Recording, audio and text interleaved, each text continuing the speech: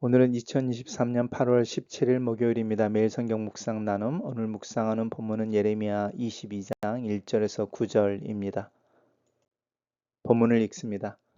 여호와께서 이와 같이 말씀하시되 너는 유대 왕의 집에 내려가서 거기에서 이 말을 선언하여 이르기를 다윗의 왕에 앉은 유다 왕이여 너와 내 신하와 이 문들로 들어오는 내 백성은 여호와의 말씀을 들을지니라. 여호와께서 이와 같이 말씀하시되 너희가 정의와 공의를 행하여 탈취당한 자를 압박하는 자의 손에서 건지고 이방인과 고아와 과부를 압제하거나 학대하지 말며 이곳에서 무죄한 피를 흘리지 말라. 너희가 참으로 이 말을 준행하면 다윗의 왕위에 앉을 왕들과 신하들과 백성이 병거와 말을 타고 이 집 문으로 들어오게 되리라. 그러나 너희가 이 말을 듣지 아니하면 내가 나를 두고 맹세하노니 이 집이 황폐하리라. 여호와의 말씀이니라.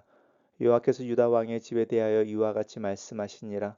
내가 내게 길르앗 같고 레바논의 머리이나 내가 반드시 너로 광야와 주민이 없는 성읍을 만들 것이라. 내가 너를 파멸할 자를 준비하리니 그들이 각기 손에 무기를 가지고 내 아름다운 백향목을 찍어 불에 던지리라. 여러 민족들이 이 성읍으로 지나가며 서로 말하기를 여호와가 이 큰 성읍에 이같이 행함은 어찌 됨인고 하겠고 그들이 대답하기는 이는 그들이 자기 하나님 여호와의 언약을 버리고 다른 신들에게 절하고 그를 섬긴 까닭이라 하셨다 할지니라. 오늘 본문은 정의와 공평을 실천하는 것을 통한 회개를 요청하는 하나님의 마음 또 뜻이 담겨져 있습니다. 하나님께서 예레미야에게 유다 왕의 집에 내려가라고 합니다. 궁전으로 가라는 것이죠. 내려간다라고 하는 부분들 또 우리 어제 묵상했던 내용을 기억한다면 예레미야가 이제 예루살렘 성전에서 메시지를 전하고 있었습니다. 시드기야는 그 유다의 마지막 왕인 거죠. 바벨론 왕인 느부갓네살 왕의 침공에 당황하고 있는 형편 상황이었습니다. 유다 왕의 집에 내려가서 이제 왕궁으로 내려가서 이제 선포할 것에 대한 이야기를 합니다. 왕궁은 유다의 집, 유다 왕의 집인 거니까 다윗의 후손인 것이죠. 그러니까 다윗의 후손인 유다 왕 이야기하며 단순히 왕만 이야기하는 게 아니라 너와 내 신하들과 이 문으로 들어오는 내 백성 이제 이렇게 말하니까 사실 유다 백성들을 이야기하고 있습니다. 리더로 있는 자들, 지도자들을 향하여 하나님께서 이야기하시는 이야기입니다. 너희는 정의와 공의를 행하라라고 하는 부분입니다. 탈취당한 자를 압제하는 자의 손에서 건져 주어라. 이방인과 고아와 가부라고 하는 그 당시에 가장 비천하고 소외된 계층을 압제하거나 학대하지 말아라. 그리고 이곳에서 무지한 피를 흘리지 말라. 공평하게 정의로 재판을 하라. 이런 뜻입니다. 이렇게 하나님께서 회개를 요청하시는데 그 회개의 모습이 이제 또 다른 종교의 행위로 나타나는 것이 아니죠.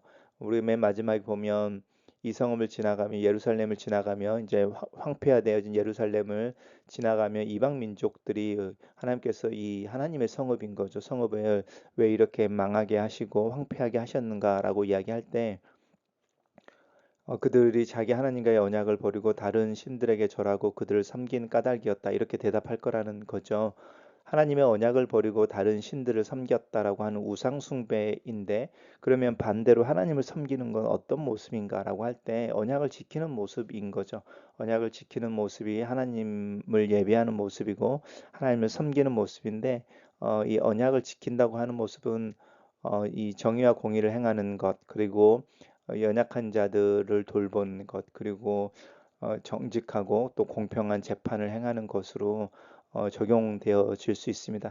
우리가 이제 이것이 기독교 또 유대 구약에서부터 오는 하나님을 믿는 종교의 특징인 거죠. 하나님을 믿는 종교의 특징은 어떤 종교적인 광신이나 종교적인 행위 속에 있는 것이 아니고 일상 속에서 하나님의 말씀을 따라 정의와 공의를 행하고 연약한 자들을 돕고 또 그들을 세우는 일 속에 있음을 분명히 말씀하고 계십니다.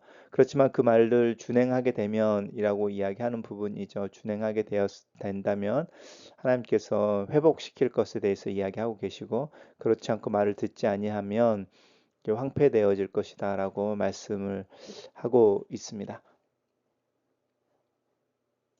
단락을 요약해 보겠습니다. 하나님께서는 예레미야에게 궁전에 가서 다윗 왕과 백성을 향해 공의와 공평과 정의를 준행하며 회복하나 그렇지 않으면 황폐할 것을 선포하게 하신다. 이렇게 정리했습니다. 매일 성경 교재에 나오는 묵상 나눔 첫 번째입니다. 하나님은 예레미야에게 왕궁에 가서 유다 왕들을 꾸짖는 말씀을 전하라고 하십니다.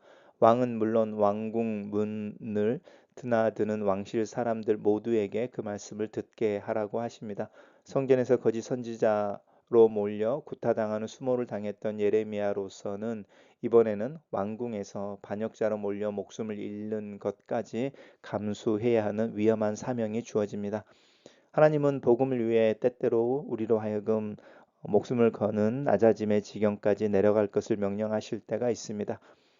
왕의 사명은 정의와 공의를 행하는 것을 분명히 하십니다. 정의, 미슈파트는 약자를 억누르는 구조의 정상화를 의미하고 공의, 체닥하는 인격적인 사이의 의로운 관계의 회복을 의미합니다. 즉 정의는 하나님이 우리의 부르짖음에 응답하시듯이 불공평하고 부당한 질서를 바로 잡는 것이고, 공의는 하나님께서 우리를 이해하고 헤아리듯이 우리 이웃의 상황을 또 사정을 공감하는 것입니다.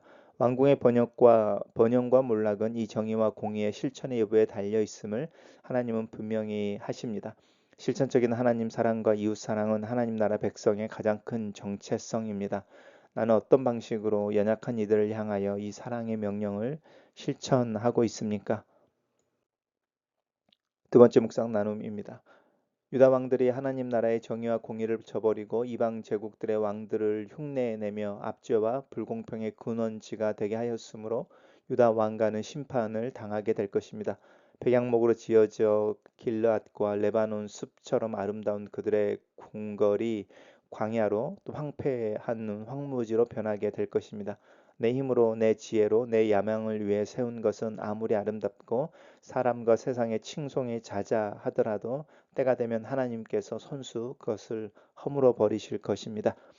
유령 도시가 되어버린 예루살렘을 지나던 이방 사람들은 도대체 이 사람들은 왜 자기 하나님에게 어떤 죄를 지었길래 이런 심판을 받았는가라고 묻다가 금방 답을 찾을 것입니다.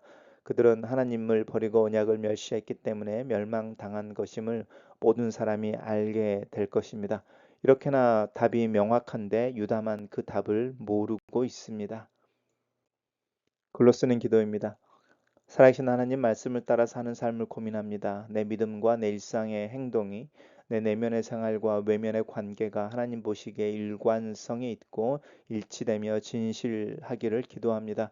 내 주변에 있는 이들과의 관계 속에서 진실하며 배려하며 정의로운 하루를 위해 기도합니다.